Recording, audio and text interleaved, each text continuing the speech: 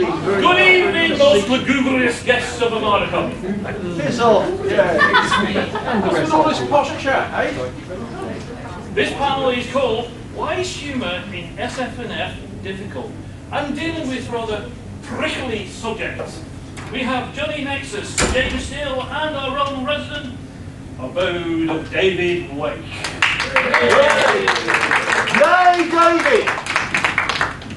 First of all, Jane Fenn was supposed to be on this panel. She went down with COVID and very sensibly didn't come. So I think Jane Fenn deserves a round of applause from all of us. She would have also been on the panel at on 3 o'clock. You should have been on the panel at 3 o'clock.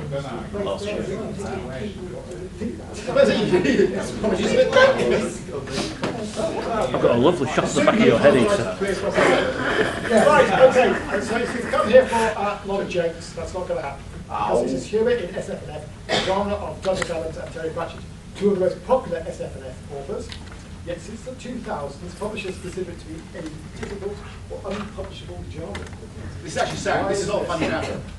And how did we get here? So it's really about how humorous science fiction writers don't sell enough books. Well, you don't. Yeah. So I remember going to a panel at EastCon, maybe 2012 or something at that time, and it was the classic "How to Get Yourself an Agent, Get Published" panel.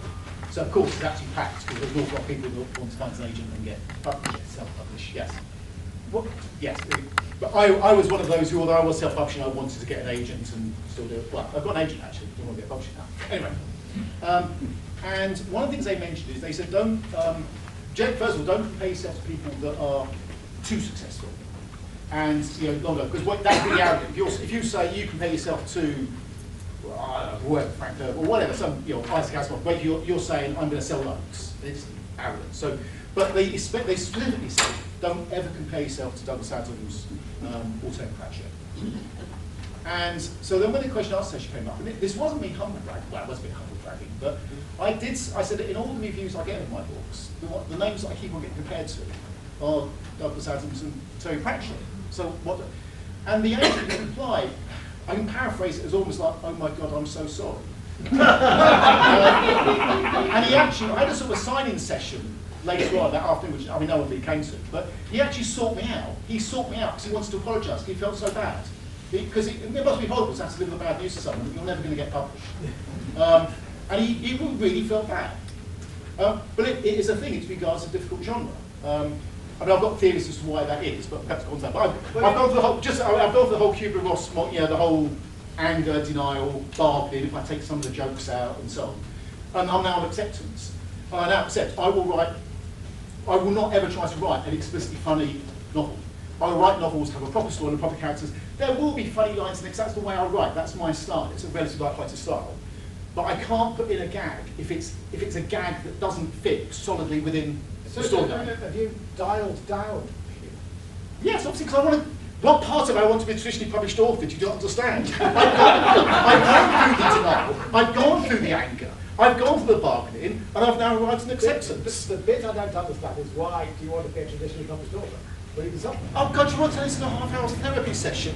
Because I'm trapped within a capitalist society where we judge people according to how they sell their labour, not where they are. So I need to feel that I sell my labour as a writer in order for me to be. My ambition is to be able to describe myself as a writer without the need to either put in a footnote or quotes. At the moment, I'm a business analyst who writes as a hobby.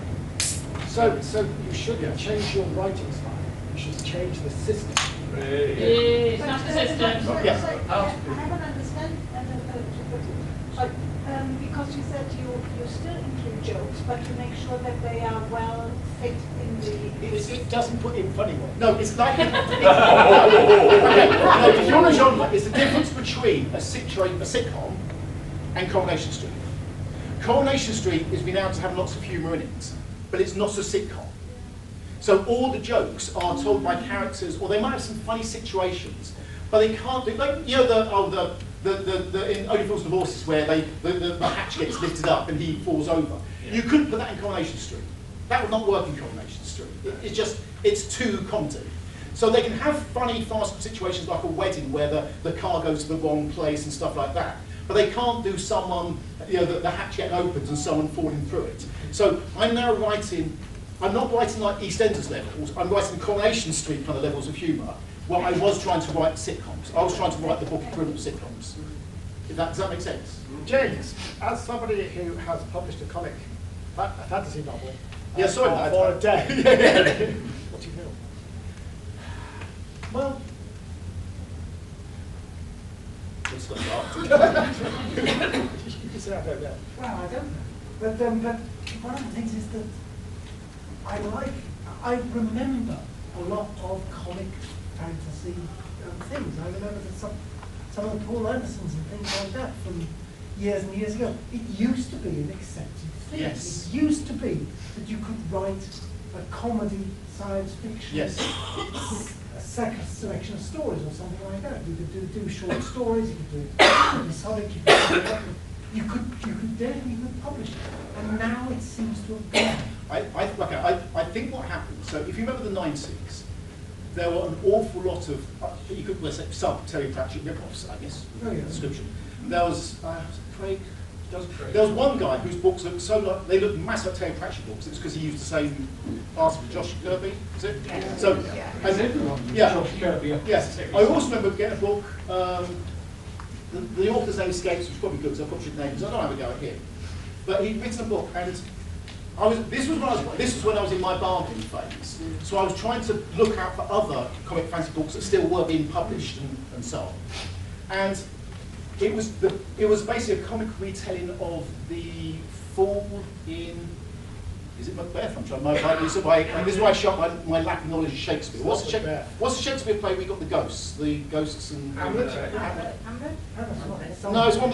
Sorry, not go. Three witches. There's three witches. That's Macbeth. Yes. So it's the jester in Macbeth. Also, there's three witches. There's all people like the Duke of Cornwall and the Duke of Albany, and it's like a mythical version of Britain. That sounds more like England. This is where I am showing my horrible ignorance.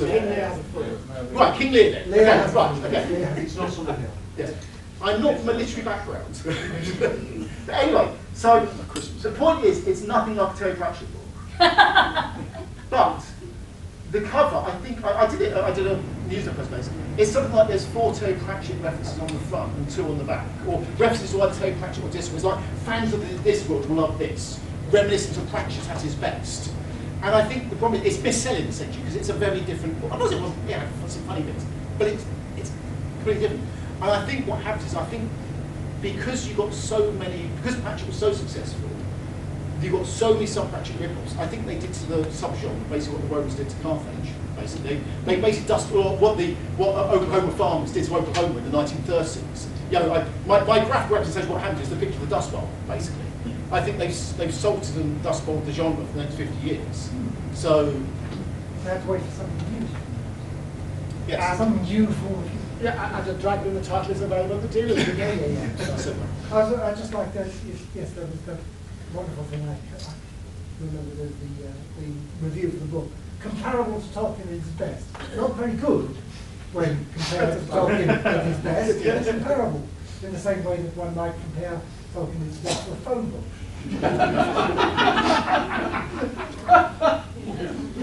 But to go back to your sort of point about people kind of refusing to do humour, when they pitched Red Dwarf to get it commissioned, they couldn't, because the executives thought, well, we've done the Hitchhiker's Guide to the Galaxy, that's science fiction comedy done. There's nothing else, no other jokes you could possibly do. And I'm guessing that Douglas Adams had problems pitching Hitchhiker's Guide to the Galaxy because of the pinnacle of SF humour, which was Come Back, Listen to Noah. Oh, God. Boys sailing in space. Yeah. There's a misunderstanding in the people of power about science fiction and about comedy. Yes. Two come together. I think the other problem is, I mean, people have said that there are other factors. So, comedy can be very subjective.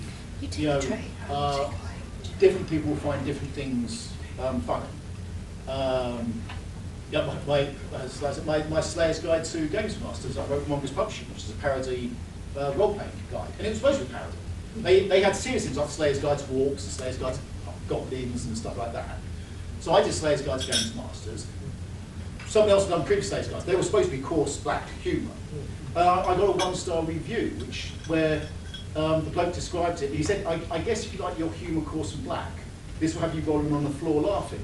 So, well, I'd say that's quite a good review then, because I'm just going to coarse black humour. But he then described it as nasty, cliquish, insulting to the disabled.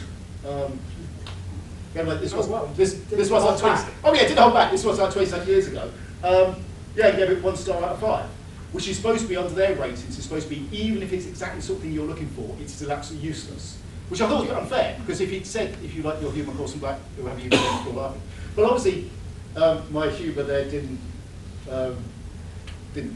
shine with him.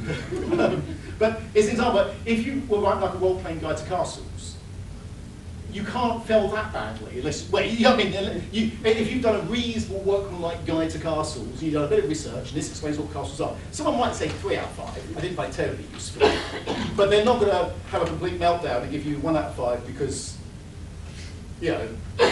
So I think that's the humour. I think is very much, it's very hit or miss. You know, different humours will charm with different people. So. I guess maybe that people at age publishers think you're immediately excluding half the potential audience because it'll be the wrong sort of humour for them. Sort of. I know you're not very.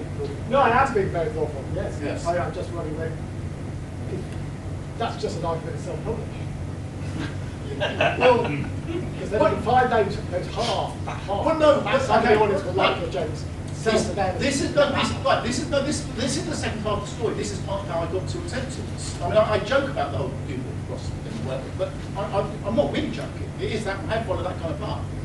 And the thing is, I've been reasonably successful self-publishing. I mean, I wouldn't be sitting here as a guest if there weren't people out there who read my books and liked them. Yeah. So I need to focus on that when I try to, put some pit props to, shore up the sagging ceiling of my self-esteem. But I have not sold shed loads. I mean, I think in total like 5,000 books over like 15 years or something. Which is, We're not but you get people who self-publish and they sell like hundreds of thousands. Yes. I mean, in no way, people say, oh, if you want to make a living as an author, self-publish. In no, the income I've made is not even comparable to 5,000 sales over how many books? That's 4 books. But about 2/3 of those are probably game night. You are above the loan average of traditionally published authors. Yes, but. Oh, there's no but. If you had been traditionally published, you'd have done worse. No, but, if I was traditionally published, it wouldn't matter. The thing is, right, in order to describe myself as a writer, I need 2 things, according to the society in which we live in. So this is a different panel now, but to be able to describe, to be able to describe myself as a writer without feeling the need to add either a footnote or an or quotes, I need 2 things. For traditional publishing, I need a proper publishing contract with a pucker publisher, and then I can say, if I go on Pointless and Alexander asks what do you do, I would feel that I can say I'm a writer rather than I'm a business analyst. At the moment, I feel like I have to say I'm a business analyst, and then when he says what do you do in your spare time, I can say I write as a hobby. Yeah. So in a sense, I need to sell enough they don't dump me because I'm back feeling depressed again. But as long as the actual level, I'm never going to go to my day job. I'm a business analyst for a Fortune 500 company. I'm never going to have the day job. Well, until I'm 67. But as long as I sell enough that they keep me as a traditionally published publisher, that's my ego satisfied. I go to places like this and say, I'm a writer. With self-publishing, the fact you publish just proves that you're IT literate. It doesn't itself prove anything. It's the sales that prove it. So to get the external validation for self-publishing, you need to get enough sales. You can say, well, look, I've been successful as a self-publisher, and I don't feel I've achieved the level of sales which is equal in terms of my flagging self-esteem to the status of traditional published author.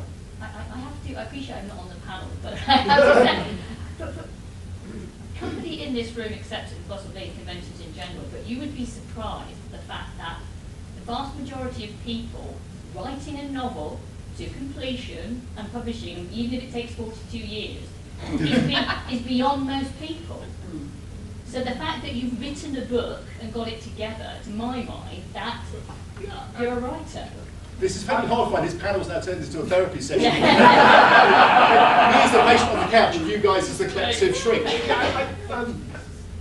I have to disagree with you because I think, for me anyway, getting a fan to come up to you and say, I read your book and I loved it, that's validation. And you're arguing that you don't get enough sales. You're getting more sales than other people No. introduce your book. Yeah, but the difference is you said you had a fan come up to you very early on and say that, Yeah. and that was what made you think, yes, I can do this. Yeah.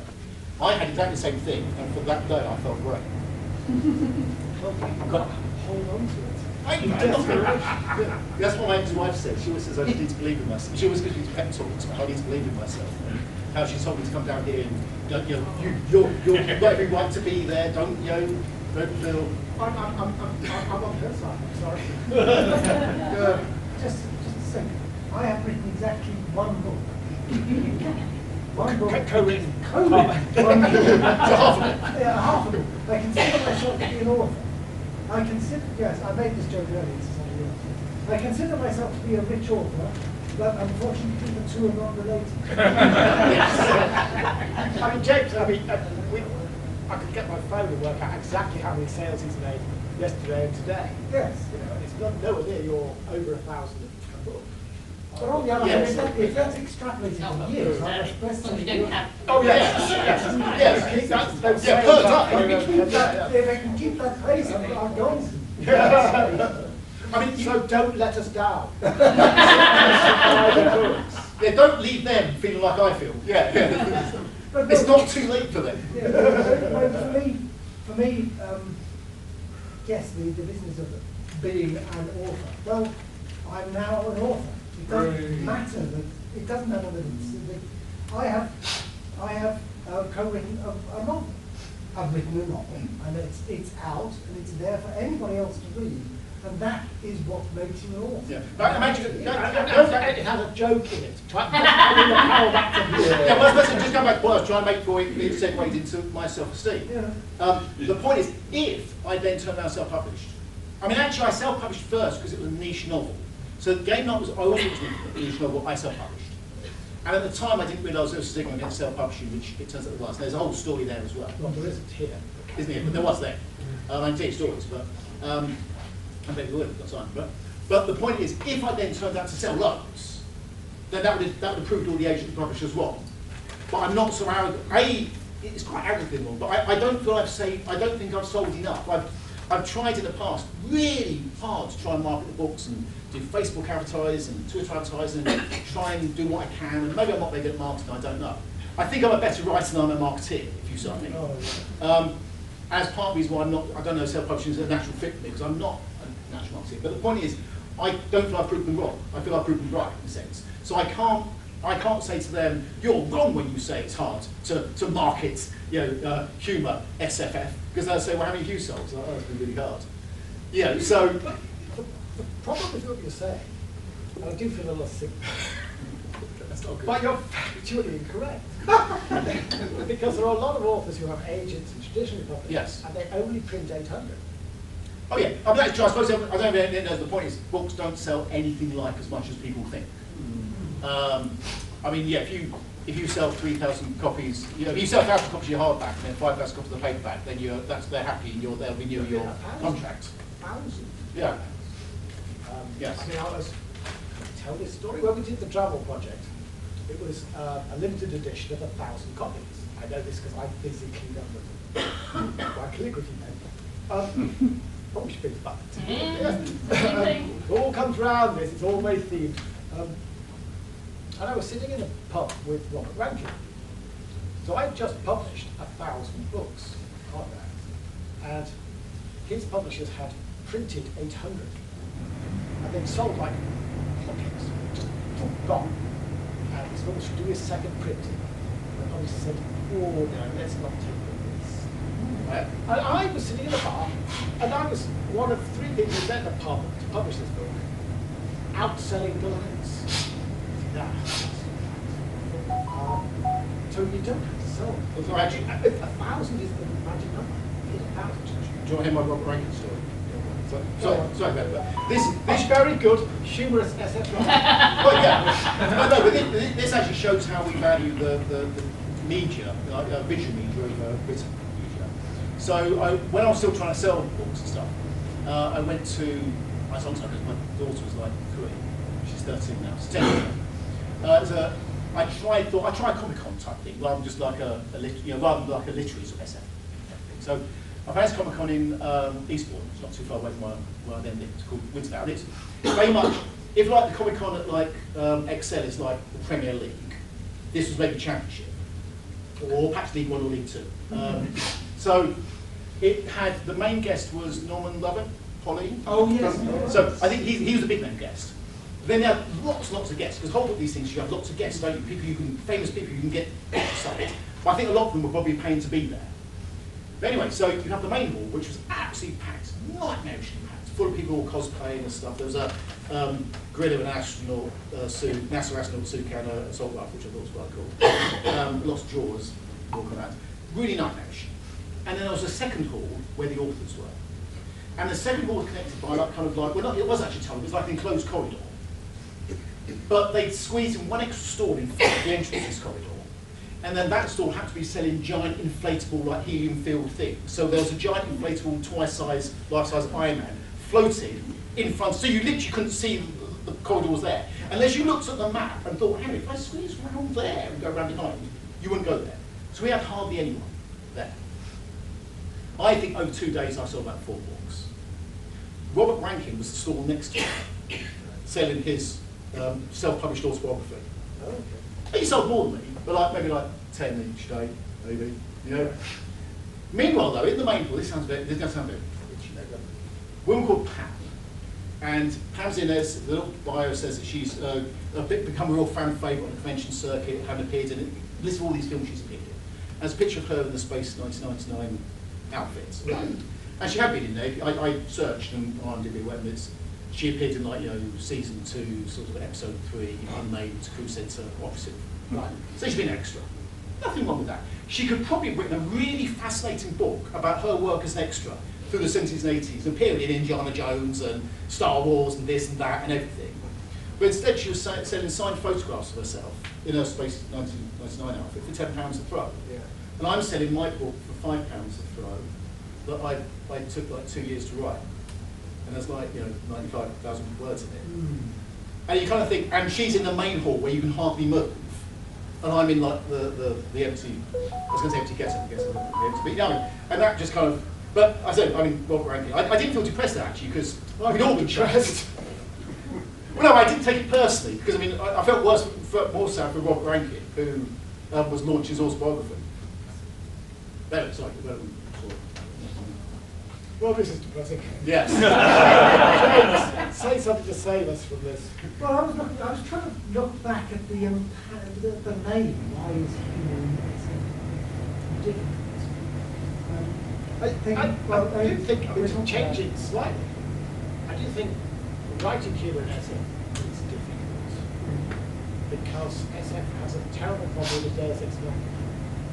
You know, things are, you know, how do you solve the problem? Why press this button here? Sort of, it lends itself to the MacGuffin problem far easier than other genres do. That's why it's gone about Deus Ex Machina in science fiction TV. So you've got to, humour's got to be grounded, I think, in some reality. If you're doing humour and you're doing this, it's twice as hard. Yeah, I suppose like Coronation, if you go into Coronation Street, you've got a very obvious reality, our world, to ground the humour in. But with science fiction, in order to have that sort of humour that is realistic, not pastiche and gag and wordplay, you've got to build your reality from scratch and then embed the humour in it. You have to have a world that the humour exists within. Yes. I mean, Red Dwarf was very good because it grounded it certainly early on in a reality. Yes. Yes, at that point you had that situation where these characters were quite obviously trapped in this horrible, peculiar situation, and everything that came out of it was them largely them trying to cope with it. Yes. But you see, the thing is, I mean, it's an arrogant to say that I don't find it hard to write funny stuff. I don't think I do. It's more, you think of a good line, and you think, does this line work then you have to constantly second guess, does this line work within the narrative? Is this humour within the story? Or am I too obviously, like, it's almost breaking, it's like breaking the fourth wall. Am I too obviously doing a pantomime bit where I'm now the author making a gag to the reader? So rather than me describing something in a funny way, am I just going for a wordplay gag? And that's the thing I can't do. I could say on that point, Robert Rankin does that blatantly. And because I've met Robert Rankin, I can imagine him just coming out of a book and gesticulating. It works brilliantly when Robert Rankin does it. So. Well, no, it has worked about it. It worked brilliantly when Douglas Adams did it. You know, the robot ships hung in the air much the same way as bricks does. Yeah. I mean, it worked brilliantly when Terry Pratchett did it. Like, see, I'm kind of, when it comes to Terry Pratchett, is my slightly heretical opinion, is that if you talk to, I've got a lot of friends who are Pratchett fans, and they'll often say things like, if they're giving advice to a person who hasn't read him before, say, oh, don't start with the first two. That wasn't him at his best. He hadn't got into his style then. They're just sort of like satirical pastiches of fantasy. Start with, and then they'll debate like which one to recommend. I preferred the first two. I mean, I read a lot of the other ones and enjoyed them. But I really like the silly pastiche, yeah, your finger you fool is the name of the mountain and stuff like that. That Douglas Adams is my favourite author. So I mean, I am at the end of a very long journey. It's taken me. It's like this is a 20-year journey away. I dreamed. I had this thought if I could do to like the X-Files Conspiracianus genre what Douglas Adams did for science fiction and what Terry Pratchett did for fantasy. Yeah, that's the whole Pigs Could Fly sort of like series and stuff. And it's been a long journey away from that. You know, trying to think. You know, my friend Gar's got published. What can I write that's a bit like Gar? I don't know how to reply. Other than to say you have to come back next year for the next session. Yes. Well, yeah. It depends if you cash the half term to be honest. No question. Please say. On the Hitchhiker's Guide theatre production, before it started, playing an interview with Douglas Adams before he died. Because afterwards would have been a big problem. Do you realise he actually appeared in the CDs of the next few books, because he'd read through pitching the things that the BBC decided to use where he'd done the pitch through in the actual play plasma. They go, oh, you're producing a film. I presume your fans are going to love it. You turn around, no, they're going to hate it. And he goes, what? He's made in Hollywood. They'll never understand the book. And I've written it to make sure they won't notice the sarcasm in there. Which will make sure that they will never make the book, you know, into a film. And of course, then you start watching the film again, you go, oh. Also, I never watched the film. It's dreadful. Different animal. Expect. Stephen Fry turned it into a worthy.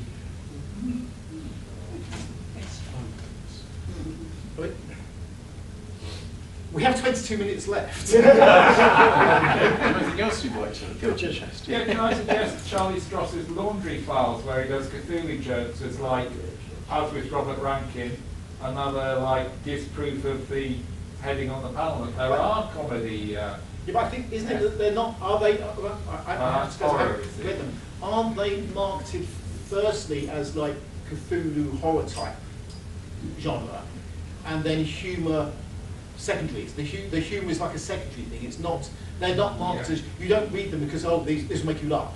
I think that's the thing, it's humour, SF&F and stuff, like, with, you know, Doug's other stuff, it was marketed as this will make you laugh, this is fun. So, again, he's in the Coronation Street thing rather than the very sort of pretty EastEnders. Douglas Adams was marketed as humorous and literary fiction that used science fiction tropes. Yes. Yes. That was a humour book, not an SF humour book. Yeah, but things like humour book. Cambridge and stuff, haven't they? Yes. Yes. Going to the, why is that humour and SF&F difficult? Is it difficult to get it published, greenlit for television, whatever, because comedy and science fiction fall into two wildly different pigeonholes as far as series and film commissioners go, and they can't actually imagine something that combines the both. I think it is a step too far. It's a step to do something funny, and it's a step to do something science fiction. Yeah. So you could do funny and science fiction. Two risks. That's two. Yeah. Yeah, two risks. That's a good It's a risk too far. It's like, isn't it, with cars? They say if you ever do if a company's doing a new car, don't do a new engine. It's bad news to do a new engine and a new car in the same thing. Right, yeah. It's a bit like that, isn't it? It's two sets of risks. Pick one risk. I think so.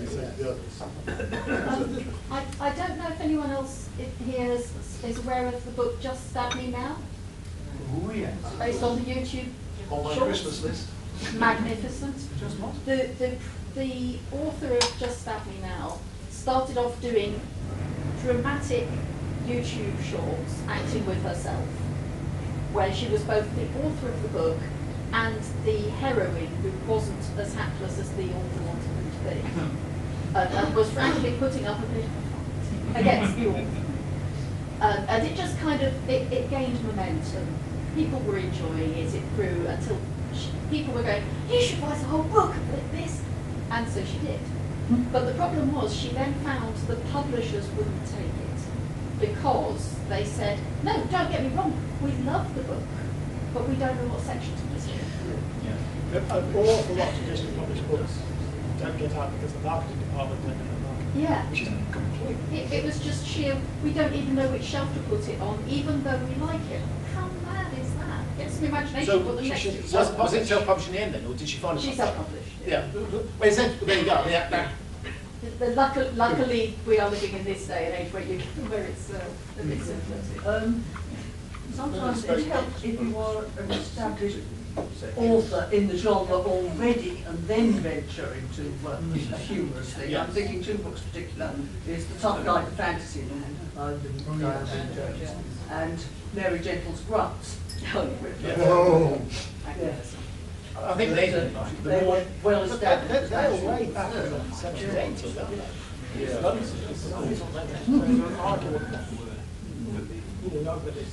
Well, I think it is true that, I mean, what's his name now? The guy who does the Thursday Murder Club, Richard Osman. Yeah. Richard Osman deserves that. He put it that way. He, on the rest is entertainment, said that thing, oh, you don't need social media, but I've never used social media. It's like, because the point of Richard Osman is, he was famous enough, he didn't actually need to write a book. He could just say to his author, he could just say to his agent, I'd like to be an author. And his agent would take care of it.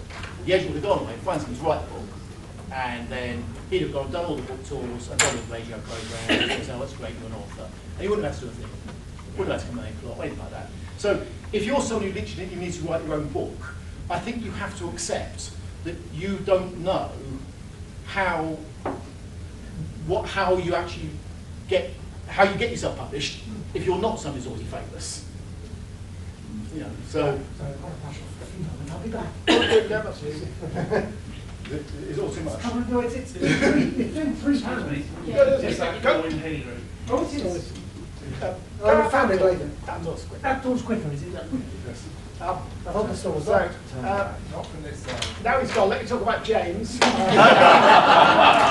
how hard was it to spend 42 years signing these Twitter writing arrangements, trapped, unable to finish? How it is appropriate. I mean, we just told each other jokes, so it's just a collection of stuff we thought of over, well, probably a 10-year period. So I don't. What I need is half his confidence. I think, yeah, you can see we're polar opposites in terms of, like, you know, sort of a man who's like, you know, the self-published evangelist, and a man who's crippled by his own sort of, like, you know, feelings of self-inadequacy. No, I can completely sympathise with your perspective, because I know that I made an active decision. Yes. That I was going to go, this glass is a third full at least. Yes. I just enjoy it. Mm. You know, I could have easily. Self-publishing has given me an incredible freedom that I can write anything I want. I want to write a funny book, I'll write a funny book. Serious fantasy book. I've published a serious fantasy book and a comic book. Yeah.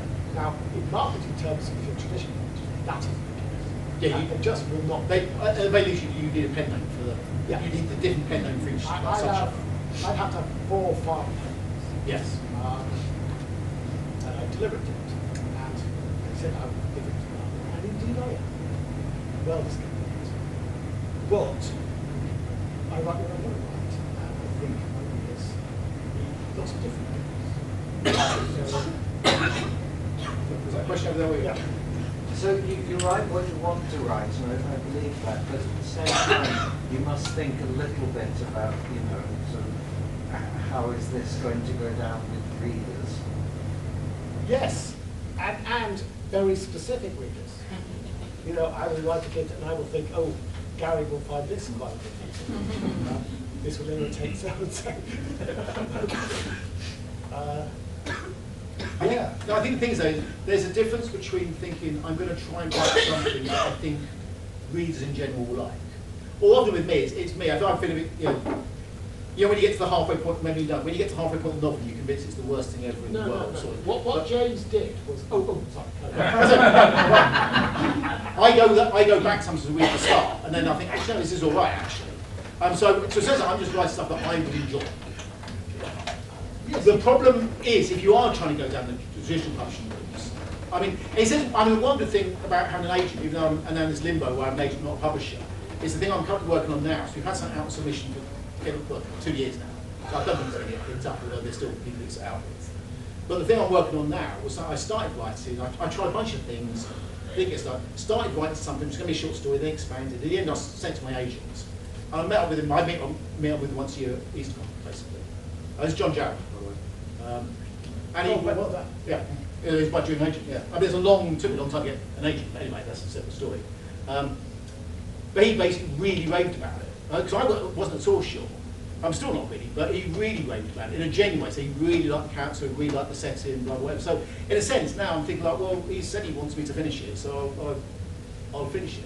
So that is nice, in a sense, that I don't now have this thing of like, am I wasting my time writing? In a sense, my agent said to write this, he's happy with it, I'll write it. So it does mean I'm less worried about trying to, you know, I had a thing before that where I had 4 different books potentially on the go, and I sent it out to my various friends. You must have put it, I think. I sent 4 different, about 3 years ago. Yeah. I sent 4 different novels I'd started. And I thought, if you send 1 novel, they're all going to say it's nice. But I thought, if you send 4 and ask them to rank them, so you're not supposed to say anything nice, just say which one was their favourite. And so I did it, I gave 4 points for first, 3 points for second, and they came out pretty much a dead heat between all 4. So it wasn't terribly helpful. This is different sorts of readers, aren't they? Yes. You know, I think it was Colin with Bradford who liked, I think it's good novels, didn't like didn't like. No, I've got a better example. When I was in a writer's workshop, we used to submit first chapters or second chapters or whatever we were doing. And if Michael liked it, Valerie hated it. If Valerie liked it, Michael hated it. I could never get I could get one of those releases, I could get Michael's, I could get Valerie's, but I could not get both. Occasionally I got neither. I think that's the overall truth. You've got to remember is that, like, I mean, I've tried to read Lord of the Rings a few times and can't get past. Yeah, I think I managed to make it to 3, but that's as far as I can get. Yeah, sorry, very silly. But the point is, if you ever feel depressed, you can go to acknowledged classics and see the 1-star reviews and Amazon. The reality is that for any particular person, for 10 books, they're like one, not like the other 9. You know, there is no universal book that everyone will like. It is very, very, very personal. Even for books which are relatively wide in their genre. So I think you've got to remember that you always go for a narrow niche. I remember that's probably comedy, is it narrows a narrow niche even further. Could it be a problem with publishers? Yes, always a problem. Thinking of the Japanese system, where most people who want to start off self-publish on websites, then the publisher comes along and goes, I like that, and then publishes it. Yes, all this business where publishers say, well, we're curating work, twaddle the Yeah. Chris? a bit confused as to what counts as humour in books, because I'm reading a series of books at the moment, and they are funny. They've also got a serious side to them. It's about a wolf that gets bitten by a man. Now, to me, that is amusing. He turns into a wereman, and the first appearance he makes is when a girl finds a little puppy in the street being beaten up by some boys, so she takes him into her apartment, puts him in the spare bed, goes to bed. When she gets up the next morning, there's a 6'7" French Canadian. I think that's right. Yeah, no, but I would say within the context of genre where like werewolves are real, that's Coronation Street, not sitcom, because it's internally consistent. It is logical that the dog that's actually a werewolf bites a man, Yeah, man becomes a werewolf. The thing is though, he's trying to track down the person that bit him, because the person that bit him got this virus. It gets complicated. Well, no, that's the point. Yeah, it's a humorous situation, but that's the sort of humour you can do. It's a humorous situation within the setting, but it's not Del Boy falling through an opened hatch in a bar. The humour comes from the situation. Yes. And it's a very logical step to say if the wolf bites a man, then he becomes a werewolf. If the man bites the wolf, then he becomes a human. So it comes from the logic of the situation. Yeah, it's funny. I said that's what I'm doing. I think the best Depends on the form. phase of the moon, what sort of dog he turns into. Oh, yeah. I said the best way to describe it is you can do Coronation Street. You can't do Only Fools and Horses. That's the. So you think thinking about that in terms of the consistent world, is it the fact that it takes the consistent world to actually create the thing where you can do the humour in the way of Coronation Street? I think the thing is, if you did Coronation Street, if you did a bit where someone in the road's turn lifted up the bar, and someone who'd been leaning into the bar didn't realise that, and they fell over sideways, they would then have to show. Well, it wouldn't be funny because they might have hurt themselves, and people would react. Yeah. So they can't do that sort of humour because that's not actually realistic. It's not actually realistic that in a wine bar you can fall over like that and no one notices and no one cares. You know what I mean? And Trigger's just looking around like that. It's not actually. It's a brilliant gag, but it's not actually realistic. If you saw it, that's the point. Coronation Street, they can't ever push it beyond the point where you think, yeah, but that's not how humour works in the real world. In the real world, people don't actually laugh when a man slips on a banana peel and falls down the street. They rush over to help. So is it the publishers That's the street. Is it that the publishers can't really accept some work? They need a consistent world. But it's the tone. I don't think there's any hard fast rules. It's just that I would say, you were not marketed as having humour. I think that's the point. When if you're pitching your novel to an agent, you don't say this is really funny. You don't say this makes people laugh. You pitch the story. So no, Coronation Street. Whoever was whoever was who pitched it, who did it originally. Yeah. Tony Moore. Well, anyway, he would not pitch it as, oh, this is funny. He pitched it as a gritty and realistic tale of genuine working class Northerners. Now he obviously probably knew from the start. He knew there was lots of humour in life. He knew that working class people use humour to cope with a somewhat grim reality, maybe, of their life. And so, from the start, he wanted to do that. He wanted to show their lives weren't joyless and miserable. He wanted to show how they show resilience by using humour. But he would not have pitched it as a sitcom. He would not have told his boss when he pitched it, oh, this is going to be really funny, there's going to be loads of laughs. Yes, but it's not a sitcom. Exactly. Yeah. Yes. Sorry. You're going to, the humour from Coronation Street comes from the situation, from the world it's in. It's internally consistent. Yes. The pastiche humour is the gag for the gag's sake. Yes. But how many gags are there that are unique to science fiction and fantasy, that aren't just gags from the real world that have been cut and pasted into a science fiction and fantasy setting? Is that why science fiction and fantasy? You can say something like the thing with the Hitchhiker's Guide, where you've got the double layer, where Arthur's house is being knocked down to make way for a bypass, at the same time as the Earth is being destroyed to make way for an interspatial bypass. where the whole Vogon plot of the interspatial bypass, what you mean you have gone to your local planning office in St Joy or whatever, is clearly a gag about council, council planning offices. It's not actually a serious story at this point, so the whole setup is a gag. It's, the plot is a giant gag, basically, as opposed to just merely having some funny situations within the plot. Red Dwarf. That's my favourite book. Red Dwarf about people trapped together.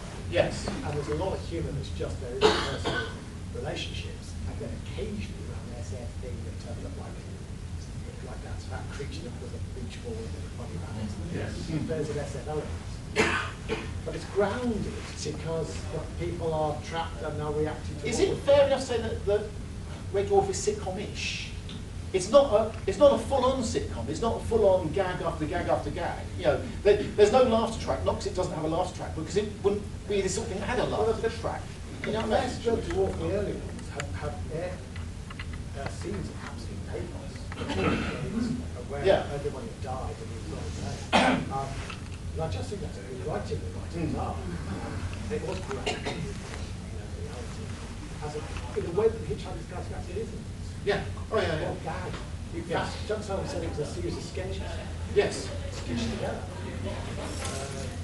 Is there a difference between treating the science fiction part of it as a setting or as a genre? Yeah. I'm just thinking, to a certain extent, the idea of multiple gags sewn together in a plot, you could say the same about Blackadder. Yeah, I mean, you said its setting is historical. Blackadder is a comedy. It's not a serious historical. It's a comedy that sets it apart. It's not a serious historical thing. Yes. I did a situation comedy course for well over a year, and when you're pitching your sitcom to the powers that be, it's not the situation that they're interested in. It's the comedy of the characters. The situation is almost secondary. In fact, it's called a sitcom. It should really be a com. Well, the fact that Blackadder can take the same premise and advance it through the centuries. Yeah. So yes, you can say maybe like Red Dwarf is a sitcom first, and then science fiction second. Sort of, it's the set is on a spaceship. It could be people trapped on an orbit or something. Yes, it could just be easy, just as easily be transplanted to another setting. There are a lot of jokes that could remain the same. Yes. We have 3 minutes left. Yes. Are there any final questions? Final question or comments? No. Right, that's it. Thank you very much for coming and seeing this panel. I hope you got one of the jokes. I hope we actually attempted to answer the question. In section of the thing. Yeah. Why is humour in SF&F difficult? I wasn't where I bore sole responsibility for answering the question. Well, it's your idea. Yes. Please, can you give... All right.